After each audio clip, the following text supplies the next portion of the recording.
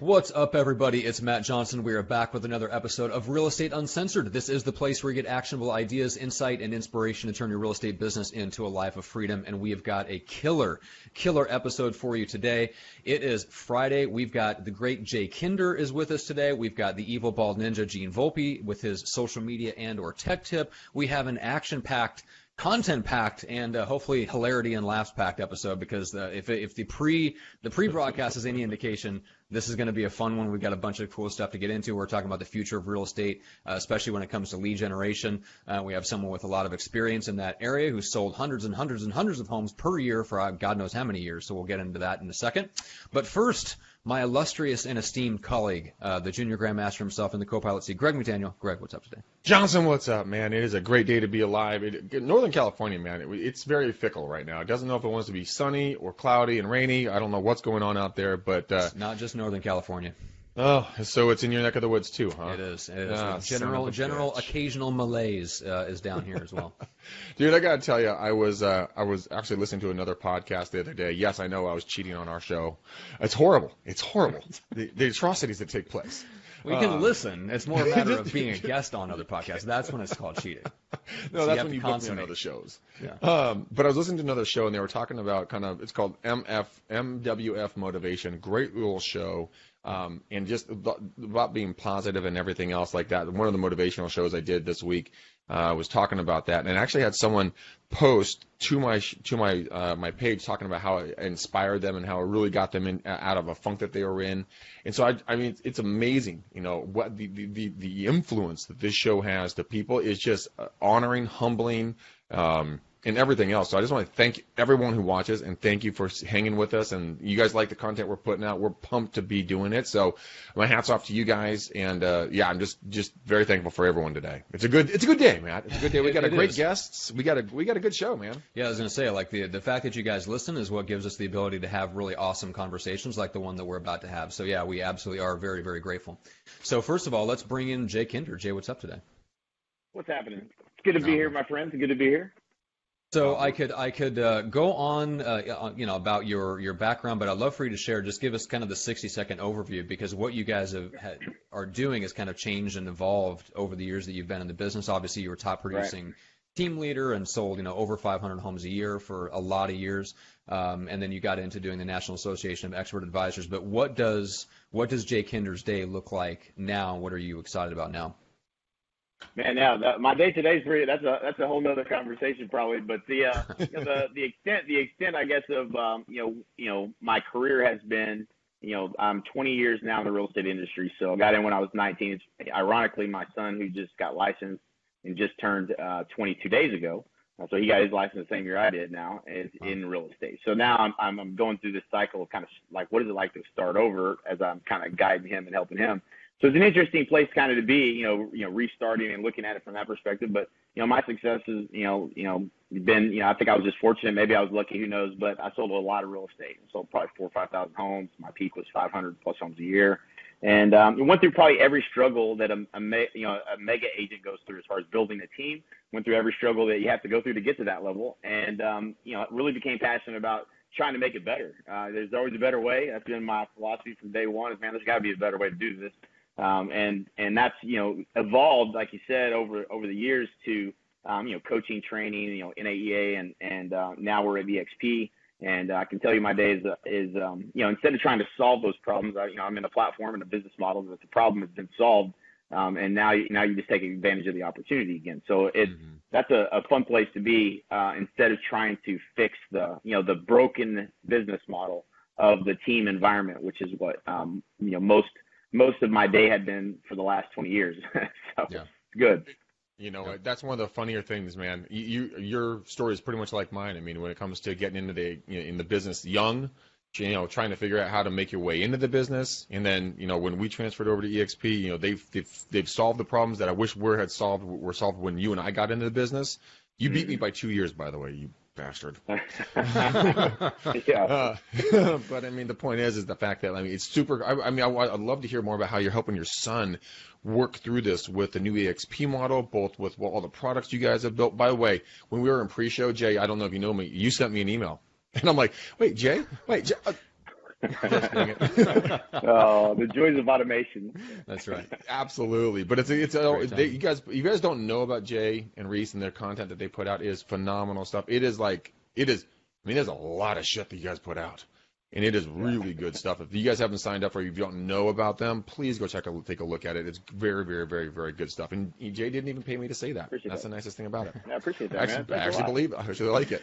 Yeah, and we're going to talk about. So one of the interesting things you said in the pre-show, Jay, is that there's a difference between the way that you would go into real estate now, especially if you're brand new and have no skills, versus the way you personally would go into like a new market and restart a career, restart a business with skills and with your knowledge. So we're going to get into that. We'll talk about some of the future lead generation stuff that's kind of been on your mind, stuff that we're seeing. So, I mean, regardless of kind of what level you're at, I mean, Jay, you've been through every level. So whoever's listening, you're going to get something out of this conversation because we're going to go in deep to each one of those kind of three levels. So whether you're brand new, you are, on your way to becoming a high producer, or if you're already a high producer and building a team, you'll get something super valuable out of the conversation. So. But I do want to start with a couple of tech and social media tips. I know, Greg, you've got one, and we have Gene Volpe, the evil bald ninja, the marketing genius, the bearded genius today. We've got Gene with us as well, so we've got a couple of tips to go over. Greg, let's start with yours. Okay. So something that was interesting that was brought to me yesterday. I'll put this in the link, guys, for iTunes and stuff. One of the gentlemen that I was speaking with in Florida last night doing the McDaniel Challenge, he talked to me about a thing called Switcher Go. And Switcher Go is an app that you can go and you can put lower thirds on your videos, like your live videos and stuff like that, so that you can have that going there, and so people will be constantly branded of what's going on, so you don't always have to continuously say who and what you are and what you're doing. I believe it's free for 14 days. Then there's going to be a fee for the rest of the year. I just put it in the link here for you guys. Go ahead and take a look at it. But I thought it was something cool, and I wanted to bring it to you. So, Gene, over to you, sir. My man, the videographers say that the lower third is the most important part of your video. So check that out. So there we go. Can I do a couple house cleaning tips real quick? Can I handle some house cleaning items? Sure. We could talk about like Swiffer sweepers or what's going on? Well, no. First, I want to talk about if Jay is giving out some like supplement advice. Did he say he had a 19-year-old son? Mm-hmm. Is that right? 29. He just turned 20. Yep. He turned 20. Yeah. Well, listen, bro. Whatever you're doing, send it my way because I need some of that. All right. You're looking good. I would have never guessed that in a million years. Yeah, trust me. It's an uphill battle. I can tell you that. Listen, I don't have to trust you. Look at what I'm dealing with. You see that right there? Right. Yeah. I try to keep mine shaved down low, man. It's getting real gray these days. Listen, I'm not even talking about the beard. I'm talking about this whole thing. Just the whole milieu, just the whole thing we got going on. That's right. And listen, before we jump in, I want to say to my friends, I haven't seen you guys from your trip from Under. I know, dude. I know. So many things. We need to get on a call, Gene. We will. We'll do it. That's and right. You notice how I said from under because I know how Greg loves from under. You dirty bird. I know, but I'm not even saying it. So listen, I was gonna throw the closing stuff around today, but I think I'm gonna switch gears on that a little bit. Did you guys hear recently about? I got a question today about Snapchat versus Instagram. Okay. And I don't know if, like from a real estate perspective, these are things that you should be doing, but a lot of agents really aren't yet. Did you guys read that article 2 weeks ago about how Kylie Jenner came out and made a statement? Mm-hmm. I did catch that. Did you read this? It's literally the only time you'll ever hear Kylie Jenner mentioned on this podcast, forever and ever, amen. Forever. Cross my heart and hope to die. But yes, I did read that article, and I took great amusement in it because I'm not a huge Snapchat fan, and so can we please just all consolidate it and agree to use Instagram for the rest of all time, please? No, yeah, so no, I got to go the other way with it because you loved it. I hated it. I got a 13-year-old and a 10-year-old, and I'm saying to myself, this is the world I decided to raise them in, where Kylie Jenner makes a comment on Twitter and Instagram loses $1.3 billion worth of value. What? Like, think about that for a second. That is true. So Kylie Jenner came out and said, because of the new interface changes, people don't like them.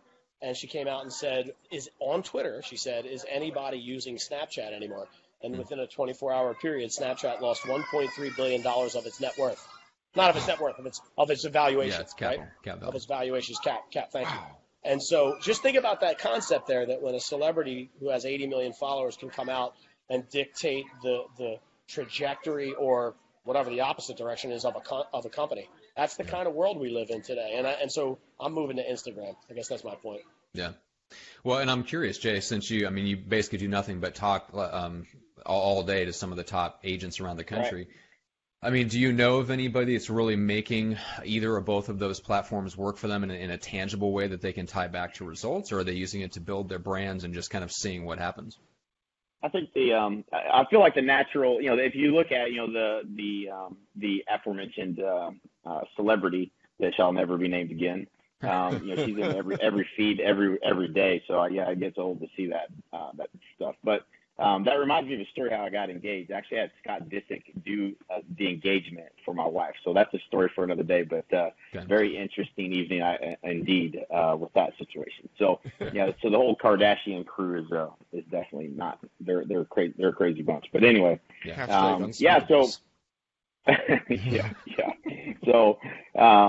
So at any rate, I don't see a lot of people having a tremendous amount of success. I think that where you look at what is successful, it's the building of the brand. And for me, that was one of the things that I was fortunate to be able to do was I became the brand in my marketplace. I had 14% market share. So when you and I wasn't number one, I was in number two. I always have to remember to mention that because it's not like I just became the brand, I dominated, and I was winning. I was actually competing against a Remax team that was top 10 in the world. They were number one. I was number two.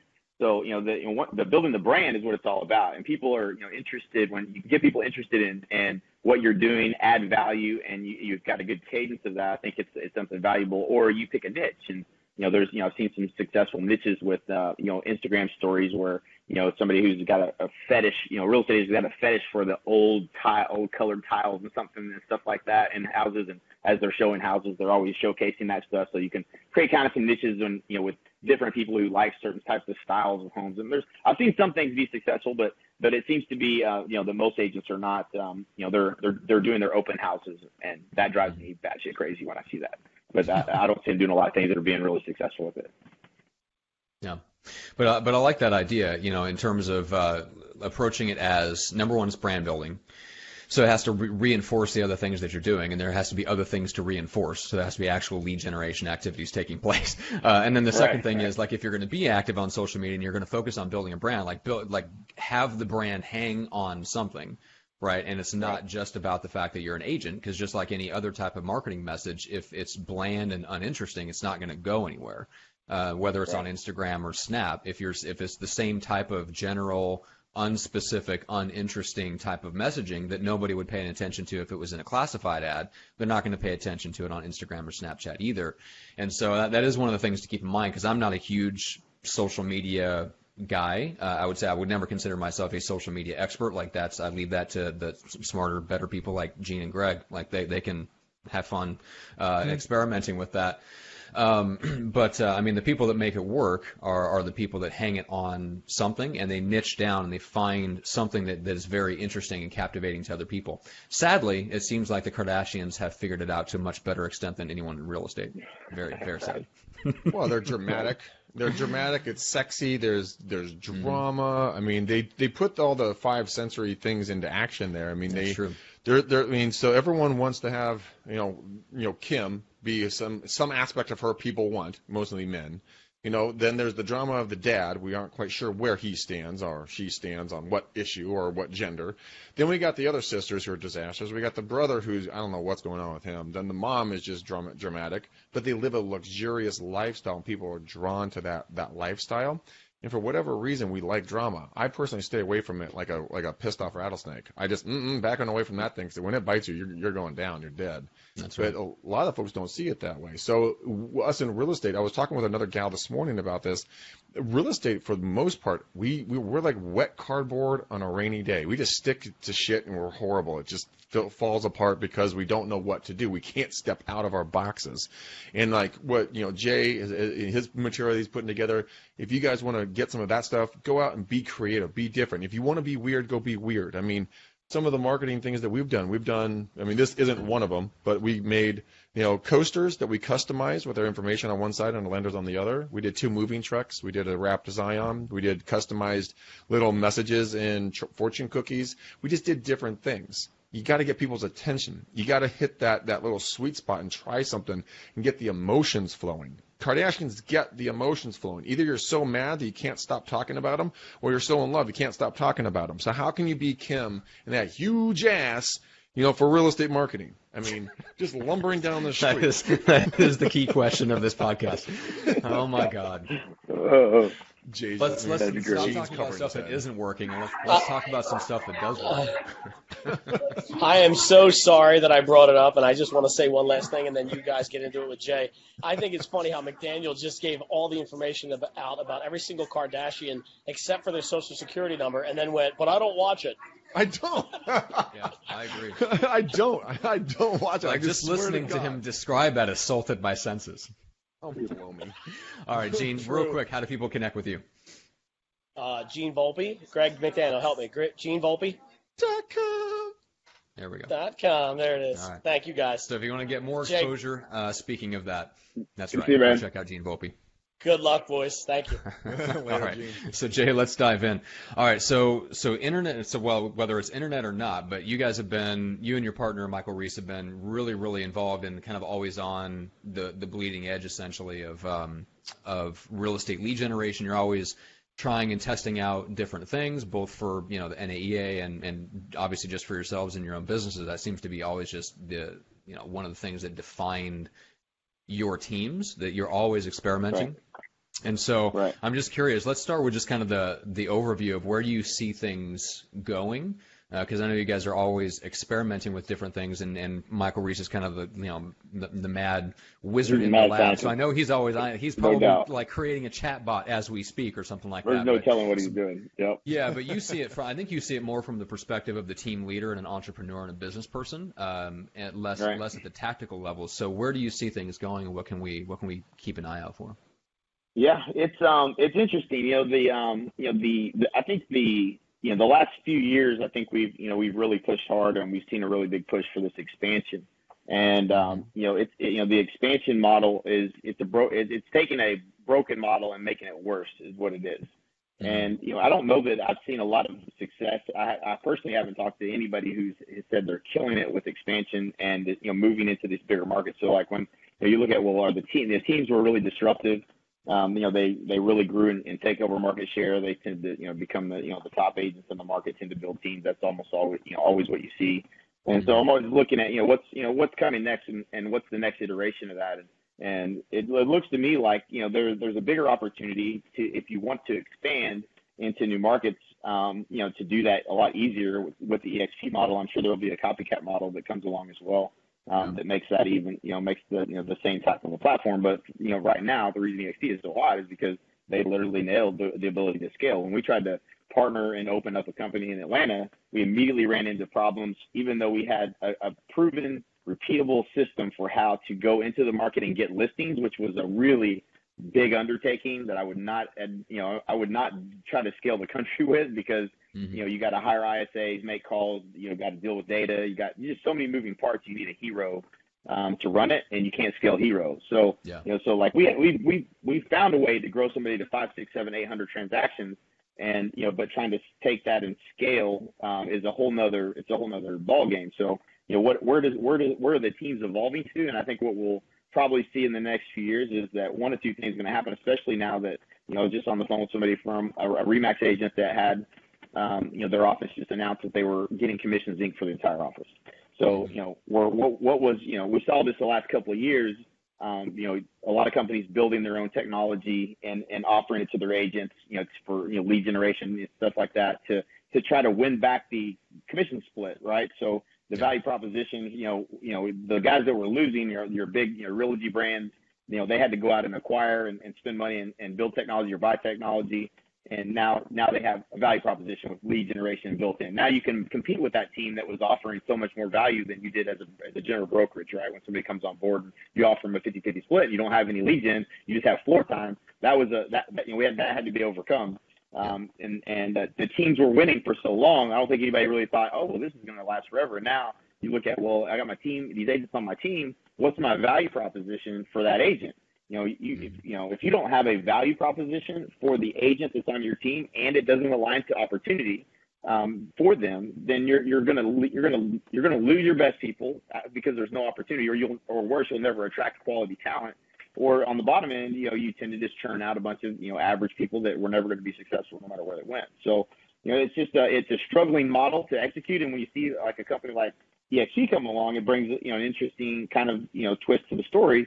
They provide the technology, the same lead generation tools that we all spend all the money on. They provide those tools. So for the agent that really needs the assistance, that's kind of maybe newer or is doing less than 20 deals or so a year, they probably should join a team.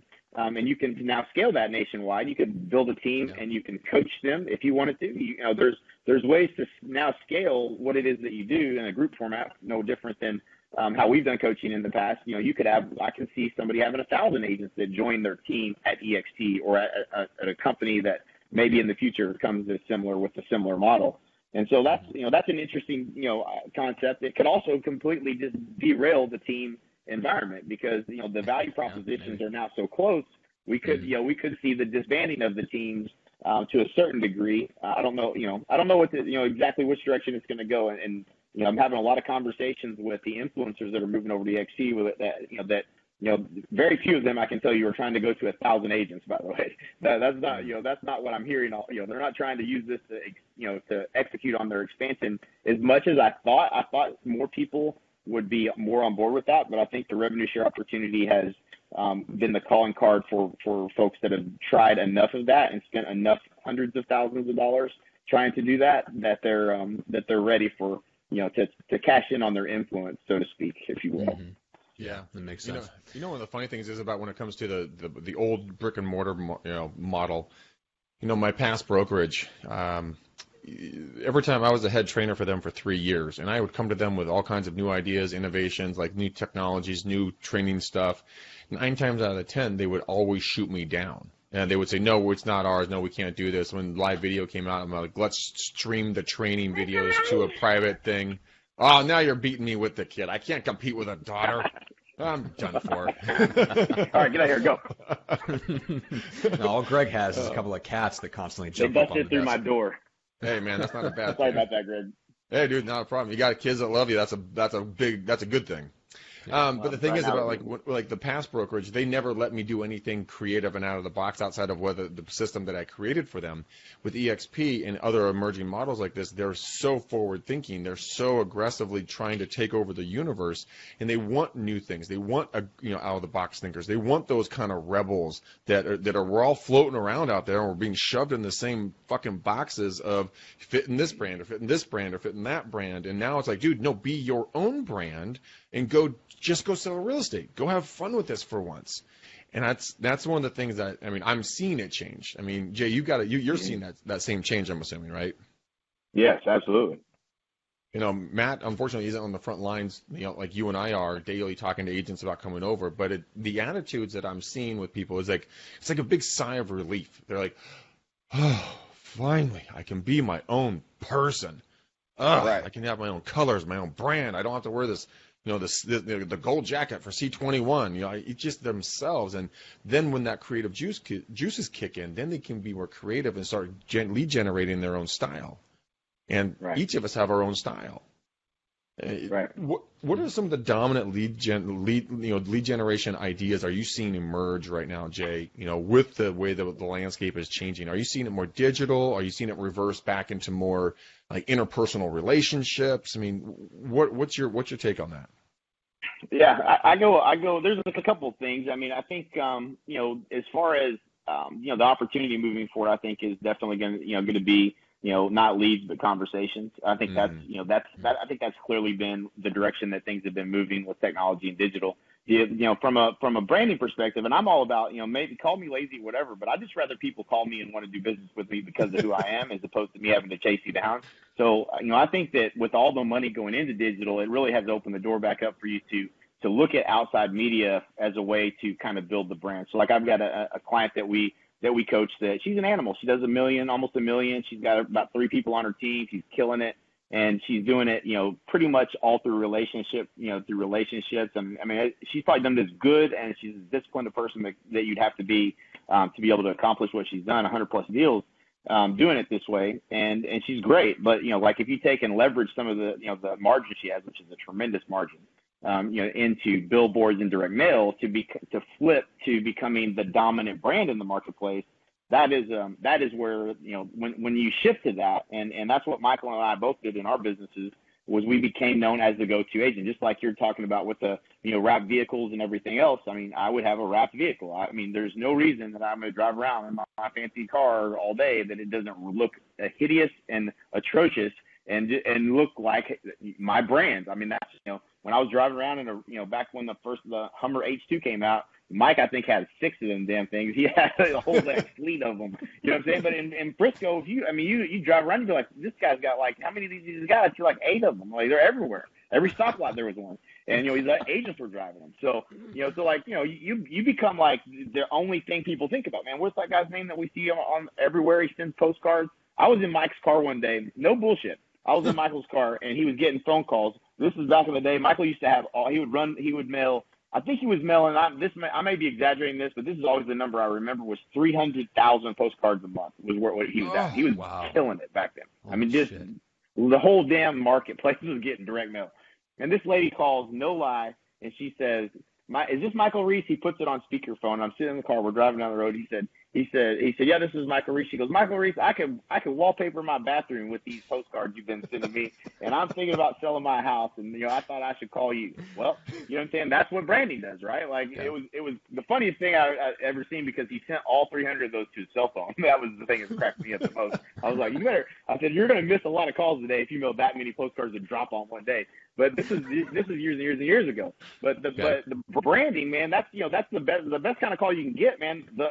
I don't want to run a home value. Find out what your home value is. I mean, that's you can chase that stuff down, but man, that's hard ass work. You know what I mean? Like, I like the the inbound stuff. So again, you got to do certain things to get to your point. You get to a point where you can start to make that investment. And radio and television and billboards and direct mail are all strategies that if you don't know what you're doing, you can fail miserably and spend a lot of money doing it, wildly unsuccessful.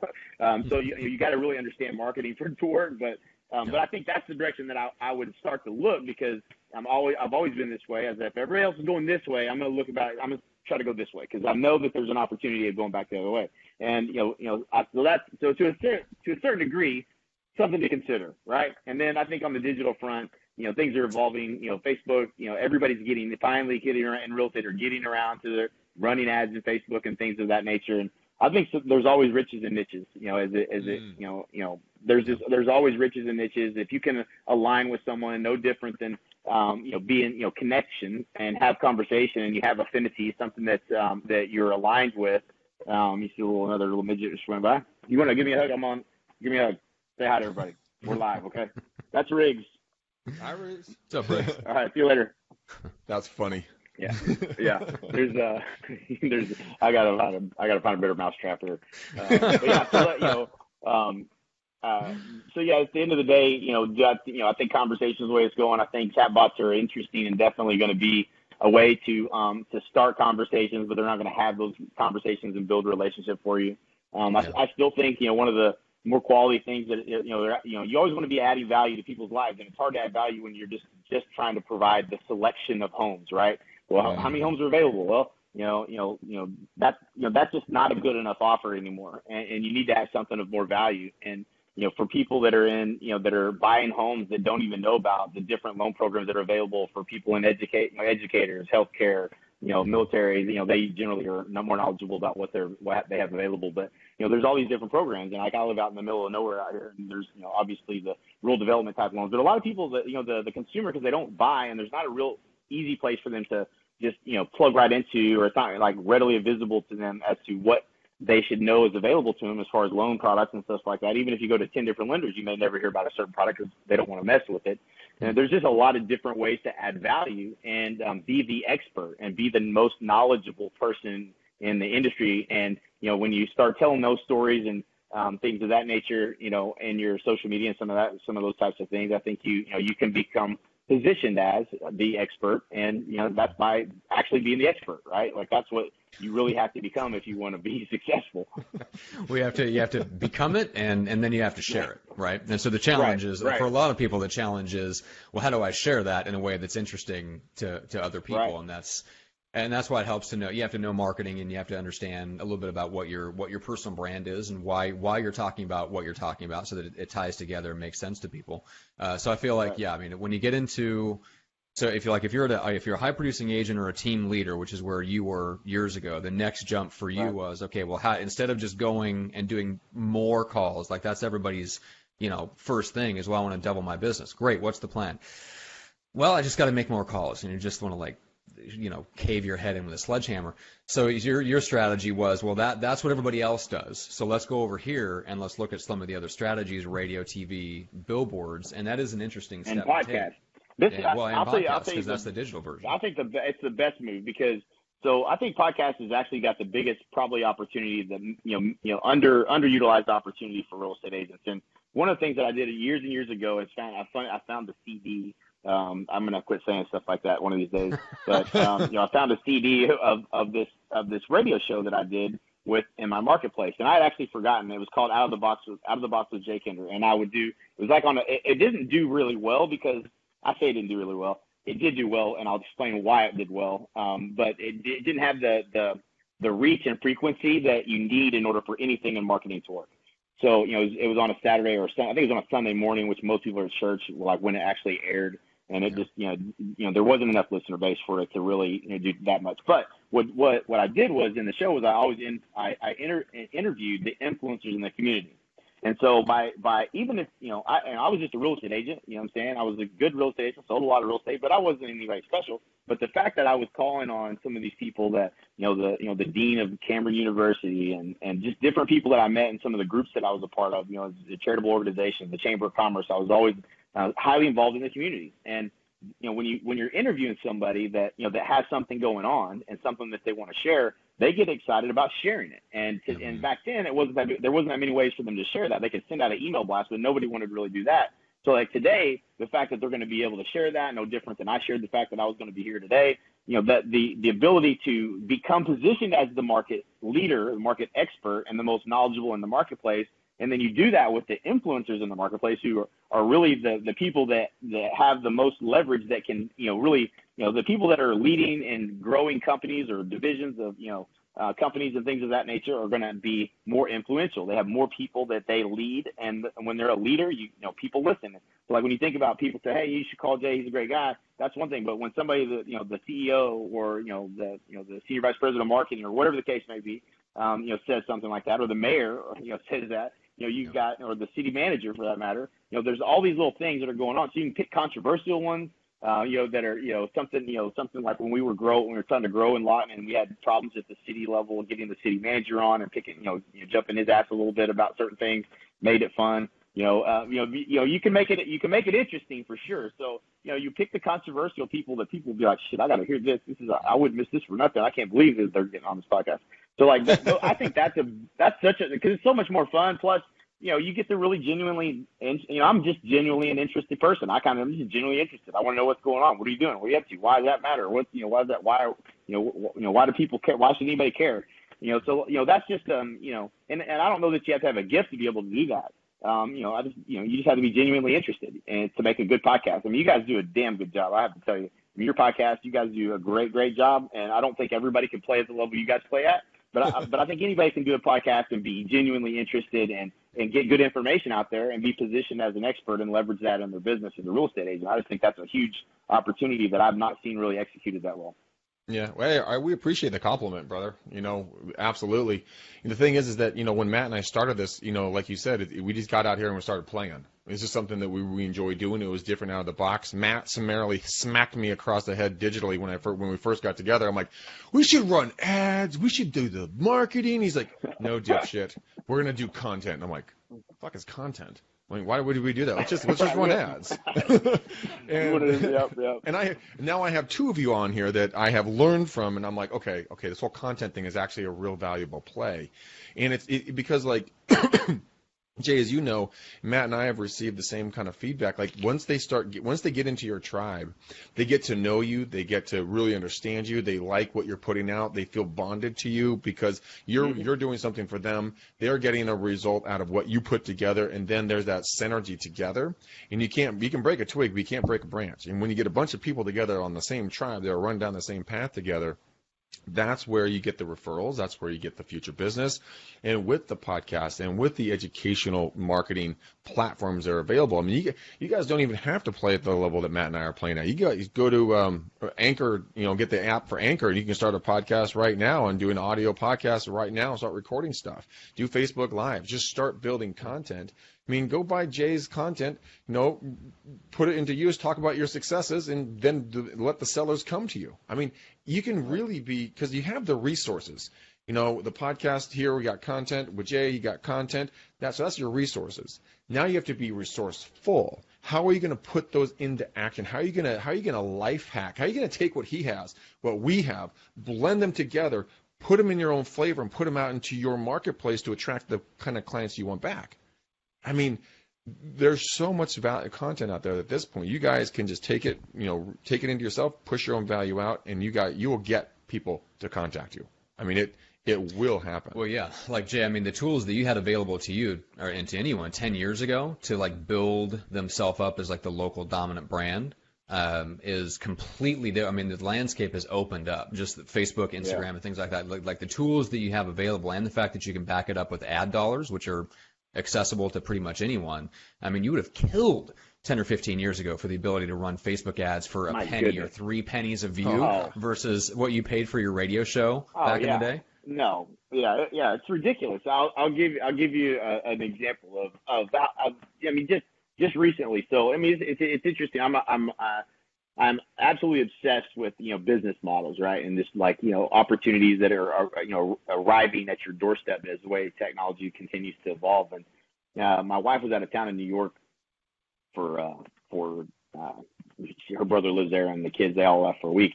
She puts notes all over the door: "Don't let the cat out. Don't let the cat out." So we got a 5-month-old cat, and coolest cat ever too, man. He used to sit on my desk. He was just the coolest cat ever. And the door got to be a really Yeah, it was really windy. The door blows open, cat's gone. So for 3 days, I know I'm up shit creek, and I'm trying to find this damn cat. And so I started doing the research on what I can do, and we had a search unit come out and try to find this damn cat, and didn't find him. And then there's this service that is called, I don't remember what it's called. It is super valuable. I should probably find it, but it's Pet Alert maybe or something like that. I don't know. I started getting first of all, as soon as I posted in next door, which is the neighborhood, right? So I posted in next door, and then I started getting people coming at me from my Craigslist post, and from that we lost this this cat with a picture and everything. But then I got hit with this offer for $99 it created a flyer, and it automatically did Facebook marketing around the area and this and that and the other. Wow. And I was like, man, just like that, literally everyone in my community knows that I'm missing this cat, and people that I've never met before are making comments on this ad in Facebook. Hey, yeah, we live at 4208. We cycle down that way. I mean, I'm getting all these messages of people just like that. I can reach out and hit an entire community, and it ends up getting, of course, something like that gets a lot of shares and a lot of attention. So it got 75 shares or whatever, just because it was a lost pet thing. But it's incredible what you see what kind of, there's such a community out there for animals.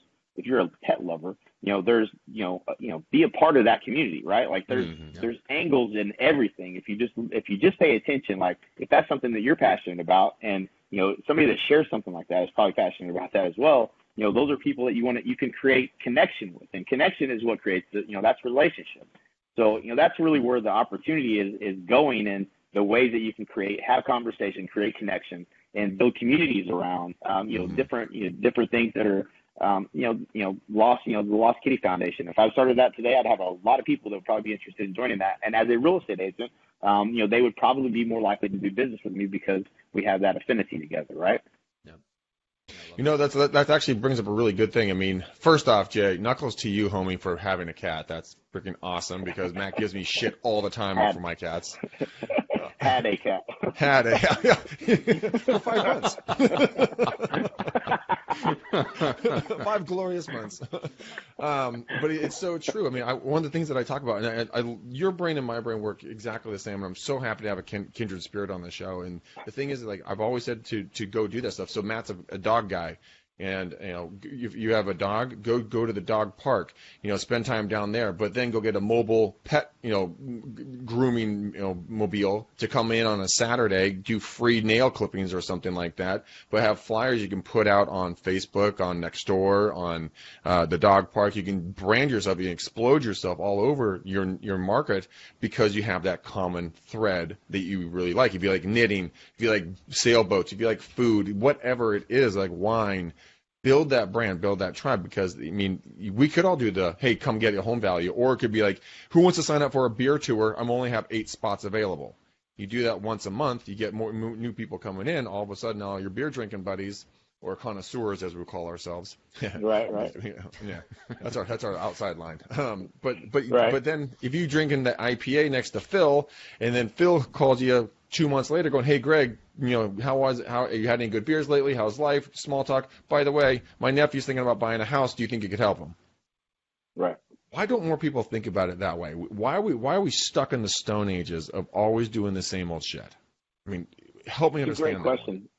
I think it's more the lack of knowing how to implement it, right? Like, I think it makes sense to everyone that's probably watching, but like, okay, well, where do I start, right? Like, I think that's probably for most people the biggest challenge is implementation, and especially if you're busy. And I think fear also is a contributor as always, but fear of like, man, do I really want to position myself this way? Do I really want to put a dog or a cat in all my photos? What niche how big is the niche really? Am I limiting myself? I think the fear of missing out plays a little bit of a role in that too. But I've seen so many people be so successful in the niches, like it's and why not? Like I got a good friend of ours that he also joined the XP, Andrew Gadosh. The guy has like 90% market share in his lake community. He shows houses by boat. He's got one of those jetpack things that he flies around in, and they made a song about the lake. I mean, like he owns the lake. Like you don't buy lakeside. If you don't buy it from Andrew, you ain't gonna be able to tie up to everybody's boats and have fun. You know what I'm saying? Like he owns that, but he owns that, right? Like that's his lifestyle too. It's he's doing what he loves all day, every day. And that's just, to me, that's why wouldn't you want to do it that way, right? Like, what are the things that you really care about and you're passionate about, and the causes that you care about, and why not align your business to serve you as opposed to just trying to grind it out every day, trying to be everything to everyone. Yeah, I found a stat a number of years ago stated that if you align someone, philanthropically, if the other people are 14% more likely to work with you if you guys are aligned philanthropically. Good Lord. I'm glad it could be. I can never say it. Oh my God! Yeah. But I mean, if it's saving little kitties that are lost by the Hinder family, if it's dog, like we have a no kill shelter here in the area run by Tony LaRusso, and that pet foundation is massively successful, and we aligned ourselves with them in a couple of events, blew the doors off the events. I mean, it was insane because everyone came in with a common love for an animal, a puppy or a kitten or a dog or a cat. And I mean, I think that, it would be something, it would behoove people who are listening to this, hear what Jay is saying right now, guys. Really absorb what he is saying and go out there and take away the fear off of what you think you would be classified as, but people want to know you as a person. So they know you as a picture on a park bench. They know you as a photo on Facebook. They know you as a talking head somewhere, but they don't actually fucking know who you are. And you would be surprised on what people are going to do when they find out that you have a passion for something. Like, I love boats, so I'm a big fan of your buddy all of a sudden. I mean, whenever I can, I'm out on my Malibu, out cruising around, cracking a beer, That's man. What he's got Malibu, yep. Okay. Yep, that's it. See? Yeah. The stars have aligned. Y'all get along really well. Hey, I'm my a boat guy too, man. That's my only reason for even getting out of the real estate industry and into the coaching and training arena was to spend more time at the lake. That was the only goal. Me and Mike both. So it's all about lifestyle, man. If you're not at the lake, by the end of the day, you're not doing something right. We got something wrong. But I mean, we knew basically nothing about each other before this. Now That's we have funny. common goals. We're like, dude, you and I are going to talk shop about boats after on the post show for sure. Absolutely. Now there's a semblance of a friendship starting there, and that's what you guys can do in your marketplaces. I mean, just go have fun with it. If you love Chinese food, if you like to cook, if you're a wino, if you like to travel, get together. Go to meetup.com. Go meet these weirdos that are just like you and start having fun together. I mean, the people that enjoy searching for missing cats. Is there a meetup for that? I'm telling you, there would be a shit ton of people show up based on what I've seen so far. There's no doubt about it. I mean, I think I can literally. My wife they put a $1,000 reward on this cat. So I gotta be quiet because she's in there. She's still pissed off at me. But $1,000. I told her, I said, they're gonna come steal our children if they think we'll pay $1,000 for a cat. I mean, this is the problem. I live out in the country. I mean, that's not normal. There's barn cats. You can get cats anywhere around here. Yeah. So anyways, I'm in deep trouble. Come steal our children. Wonder what they pay for a cow. Let's go kidnap their kids. Yeah, exactly. Well, forget that. Just kidnap the boat or something. Clearly, that's very, very important. Okay. Well, I know how to get straight to Greg's heart. I'm so stealing that boat. All right, so my boat, I will kill you. I will cut your heart out with a spoon. All right, Jay, let's end with this. Let's talk a little bit about what you would do, because a lot of agents are in the position where they either feel burned out in their existing market and they need to just restart, or they literally are starting over in a new market. They've been in the business for a while and they've moved across country. I've talked to multiple people just in the past couple of weeks that did that exact thing and had to restart. Right. So what to you is the difference between starting over in a new market when you have some skills versus what your son's doing, starting off really fresh? Right. Yeah, and that was it's really a kind of checked me on my thinking, because for years people would ask me, if you were to, this was it was almost like they would ask you just like this. If you were to parachute into a new market, what would be the first thing you would do? And it was always market knowledge, because I think I was a little bit lucky to have been mowing yards for my dad's rental property and all these shitty houses. That's what I used to do before I got in real estate, in the summertime anyway. And wait a minute, so you and Haas Pratt have the same exact origin story? Hey, me, Haas Pratt, and Michael Reese, all three had lawn care services. That's no shit. hilarious. Yeah, and I think there's one more of us too that may have had the same story. I'm trying to think who it is. There's one more of us that did coaching and training. There's a little bit of success. If you mow yards for a living, and I don't know what it is exactly, but either it helps you with figuring out where the damn streets are so you can find houses, or it might just be the fact that that's a really shitty job and you'll do anything not have to do it anymore. Right. But yeah, it's funny. That's we all three did. But I think so. I had a little bit of knowledge about where things were. I mean, I've been on every street in the town, so I think that helped. And like when I'm thinking about Braden being brand new, like I don't even know the streets around here. So I'm thinking like, man, if somebody said I want to live here, or whatever, like my, the way I was searching MLS, I got a lot to learn, right? So I think that, the market knowledge piece is like, there's some things you have to do daily. And I think, market knowledge and industry knowledge are two things you work on daily. And then your skills is the other thing you work on daily until you have acquired the skills. Now, I had the skills to go get face-to-face with anyone and win a listing, from an expired or a FSBO, and that doesn't cost me a single dollar to do that. So I've always said that's where I would go first, and it is where I would go first. Yeah. But as Braden doesn't have the skills, and he doesn't know the market as well, we started evaluating, okay, I can lead generate for you. What's the best, what would I do? What would I be wanting to get on the phone if it would be the easiest to close? And it's really, I think that, for, being a brand new, again, I don't know that I would do this for just everybody, but, downpayment.org, which is a product that's evolved over time to become just a really good magnet for people that are interested in different, down payment assistance. If there's angles for marketing, healthcare. People that are in the healthcare industry don't even know they have different loan programs available where there's, sometimes as much as $15,000, $20,000 that they can have towards their down payment. Same thing, and there's literally there's hundreds and hundreds of these programs that most people don't know about, and I didn't know about them. We had 8 people that worked for us at NAEA that bought houses, and we didn't tell them anything about these programs because we didn't even know about them.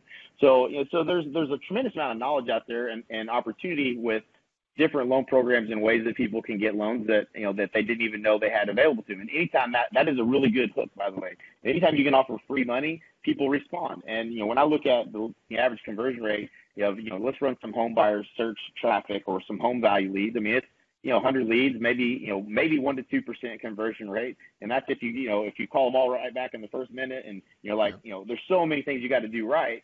And that's an uphill battle for an agent to try to grind that out. And so we went with, a little bit more targeted traffic. These people actually want to talk to you because you have something of value to share that they don't know how to do without you. So I think that's the easiest thing. He thinks it's easy. We'll see how easy it really is. But the people that are working on the skill set, have a value proposition, know how to articulate that, which I'm training him to do. But until you get that repetition, and you do it 20 or 30 times, once you've done it 20 or 30 times, like you couldn't, you're convinced you can convert every single one of them, right? Like your confidence goes up. And I think for him, that's what I'm focused on, is getting his confidence up. And if I send him out on some physical expired, he's going to get his ass handed to him. So, so where I thought, I would always start there, I might do that if I had the skills going into a market, but maybe if I hadn't had the experience and the skills, and I hadn't got my ass kicked as many times as I did, now, I would probably say, okay, well, let's probably not start by getting your ass stomped every time you go meet with somebody. Let's have you connect with people that actually want to talk to you, right? So I think those are a better quality lead in terms of somebody who's willing to come drive in and meet with you, run red lights to meet with you because you got free money you can help them get, and then you just got to be the expert on how to align them with the right lender to make sure they can get those, they qualify for whatever those programs are. So that's kind of where I'm at today. We'll see. I can update later. I mean, we might fall on our face, but from what I've seen, the conversion rates are, for every 20 leads, you get one really good solid contact that you can close, and then a couple of good follow-up down the road leads. So, even if he doesn't do a good job of follow-up, he should get 1 out of 20. And, lead cost right now, we're looking at about $6 to $8 a lead. So pretty affordable for, an average sale price of $300,000 around here. So, we'll see how it goes, but and we targeted some outer areas because he's a country boy and probably wouldn't do too well in the city anyway. So I got him out here and kind of working some of the rural area a little bit. But we'll see how it goes. But yeah, that's kind of where my thinking is right now. That's fascinating. I would love to hear the follow up with you, kind of hear how that goes, because I mean, you got in at 19, I got in at 20, he's getting in at 19. I mean, we all probably thought we were the swinging dick in the room, like, I'm so cool, I own this place, this is mine, this is easy, all these old fogies involved. But I mean, it's an art, to really get a good handle on how to really work in a business. And I, honest to God, dude, Jay, I really hope he listens to you because of your knowledge in the business. I didn't listen to my dad. Greg, I just had this exact conversation with a young agent who we did a call with the other day, just off the podcast to get some guidance. Yeah. And literally he parroted back to me exactly what you told your dad, which is, people have told me to be like the condo king. I don't really want to do that. I want to go after $1, $2, $3 million home. Like he could have been you circa 18 years ago. It was hilarious. Oh God, but imagine if you could be the condo king, go back and just know every complex, know every unit style, know everything about every complex, and really go after those, like the guys and gals do in like Florida, and when they go after a couple of buildings, or in New York they go after a couple of buildings. They know that. I mean, that is their home away from home. I mean, any young agent that's listening to this right now, do not don't be like Greg. Go and actually be the condo king. Get your ego out of the way. Jay, I hope your son gets his ego out of the way, or the world will kick him squarely in the taint, and he's going to learn a lesson which he doesn't want to learn. I guarantee you, I have been there. I'll make sure.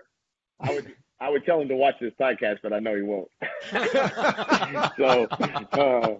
Well, tell him don't watch. Make it a forbidden fruit. That's that? Exactly what I have to do. Actually, it's uncanny. I've watched everything I've ever said. He has something to say about, and then the minute that I start talking about, you probably shouldn't do this, you should go do that, he'll start selling the opposite. So if I can do that, maybe he'll watch it. I did a horrible job. Lessons of old age. All right.